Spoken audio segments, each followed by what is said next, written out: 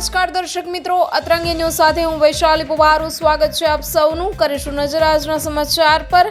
ગુજરાતમાં ગરમીનો તાંડવ, 9 જિલ્લામાં તાપમાન 45 ડિગ્રી નજીક, હીટવેવનો ખતરો। ગુજરાતમાં ફરી એક વખત ગરમી ચરમસીમાએ પહોંચી છે।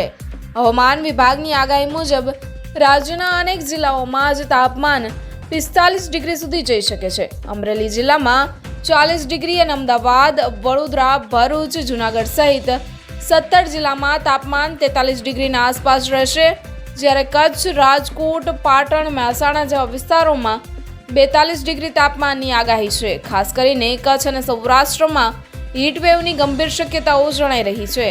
આથી રાજ્યના નાગરિકોને વધુ સાવચેત રહેવા સૂચનાઓ આપવામાં આવી છે। હવામાન વિભાગે આગામી 4 દિવસ માટે ઉશ્કેરનાર તાપમાન ચાલુ રહેવાની આગાહી કરી છે। બહાર નીકળતી વખતે પૂરતી સાવધાની રાખવી અનિવાર્ય છે। Bureau report, અતરંગી news, Gujarat.